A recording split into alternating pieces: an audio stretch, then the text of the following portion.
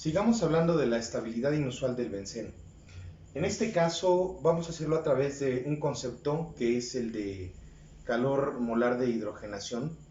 La hidrogenación catalítica es uno de los procesos más representativos de los alquenos, en el cual el alqueno en cuestión va a ser hecho reaccionar con una molécula de hidrógeno en presencia de un catalizador que por lo general se trata de un elemento del grupo 10 de la tabla periódica, níquel, paladio o platino, y lo que tenemos como producto es el alcano completamente saturado.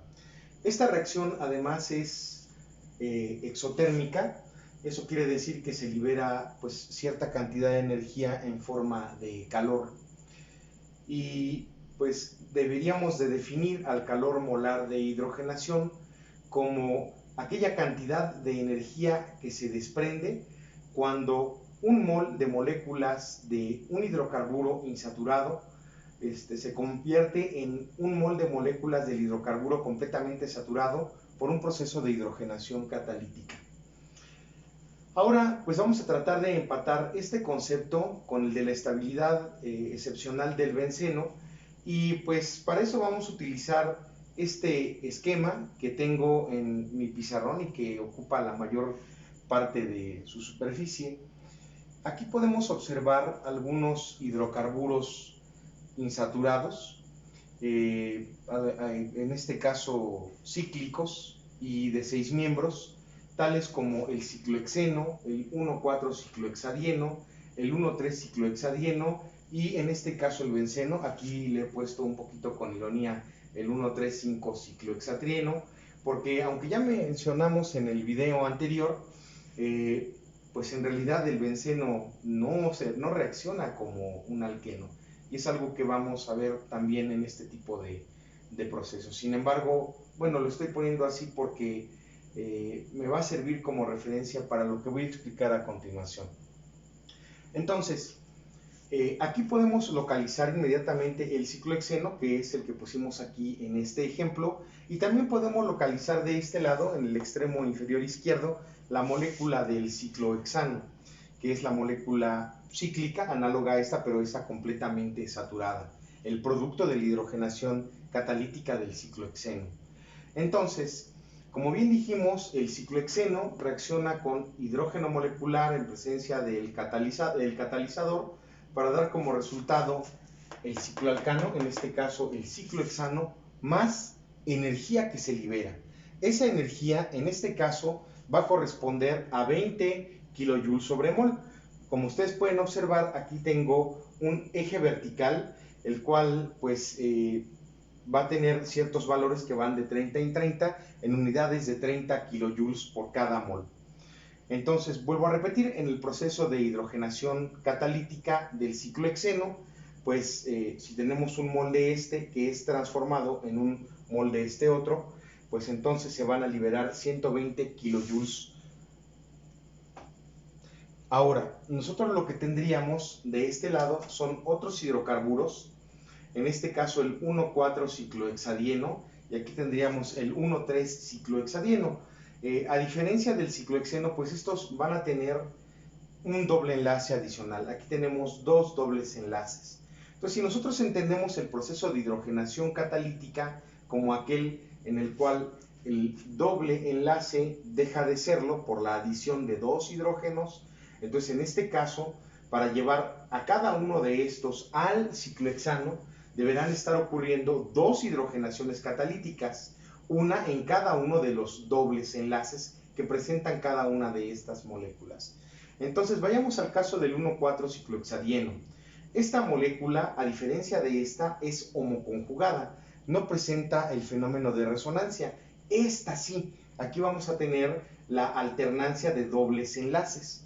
En este caso nosotros esperaríamos que hubiera cierto tipo de diferencia, por lo que ya hemos comentado en otras unidades en las cuales hablamos precisamente de la estabilidad que brinda la resonancia a la estructura de las moléculas. Pero bueno, regresemos al caso del 1,4-ciclohexadieno.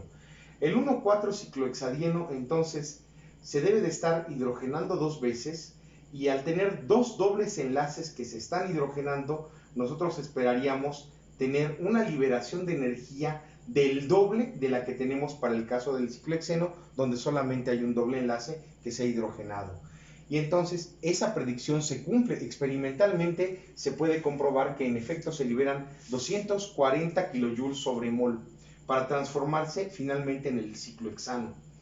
En el caso del 1,3 ciclohexadieno, lo que se predice sería lo mismo si consideramos únicamente el número de dobles enlaces, pero experimentalmente lo que se observa es que se liberan 232 kilojoules sobre mol, es decir, 8 kilojoules sobre mol menos que los que se liberan para su isómero 1,4 ciclohexadieno. Entonces, como ya habíamos mencionado, este es conjugado, este es homoconjugado, en realidad aquí no hay fenómeno de resonancia, aquí sí. Entonces, esta diferencia que tenemos sería una estabilización debida a la resonancia. Es la estabilización por resonancia. Ahora, vayamos al caso del 1,3,5 ciclohexatrieno, es decir, al caso del benceno. Lo puse así para remarcar que es un trieno, tómelo con reservas, y que pues en principio, de acuerdo con Kekulé, o con la propuesta que él hacía, debe de tener 3 dobles enlaces alternados. Entonces, debería de sufrir 3 hidrogenaciones catalíticas para llegar al ciclohexano. Entonces, veamos. Pues si nosotros multiplicamos 120 por 3, tenemos 360. Esa debería de ser la energía que podríamos predecir a partir del número de dobles enlaces que se estarían hidrogenando. Sin embargo, cuando se lleva a cabo la hidrogenación catalítica del benceno, que debo decir que a diferencia de con los otros alquenos que hemos presentado aquí, se hará en presencia de un catalizador todavía más reactivo que el que se utiliza para llevar a cabo la hidrogenación catalítica de estas especies, y además se someterá a altas presiones para forzar a que la molécula del hidrógeno y la molécula del benceno interaccionen entre sí. Entonces, pues de entrada se requiere cierto tipo de características, de condiciones de reacción especiales. Y lo otro que observamos es que en realidad no se cumple la predicción.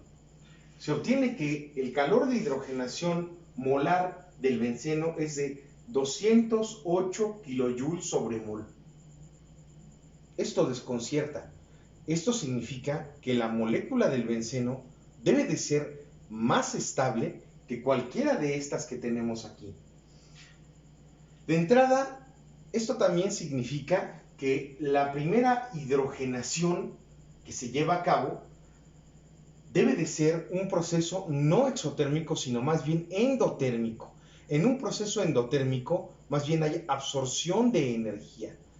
Y podemos razonarlo de esta manera.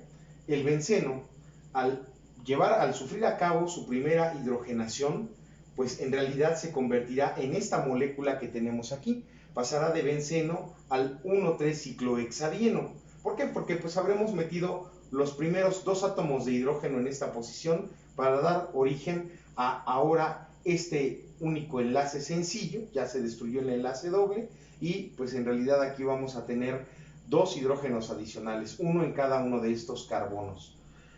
¿Y por qué decimos que debe de ser un paso endotérmico? Pues porque la diferencia que existe en los calores de hidrogenación del benceno y del 1,3 ciclohexadieno, pues precisamente va a ser esta que tenemos aquí. A ver, restemos, tenemos 232 kilojoules sobre mol para el 1,3 ciclohexadieno, y de este lado tendríamos 208 kilojoules sobre mol para la hidrogenación del benceno. Entonces lo que tendríamos aquí sería que 12 menos 8, 4, pasamos este para acá, y entonces aquí tendríamos que 3 menos 1 son 2, y entonces en realidad aquí tenemos 0.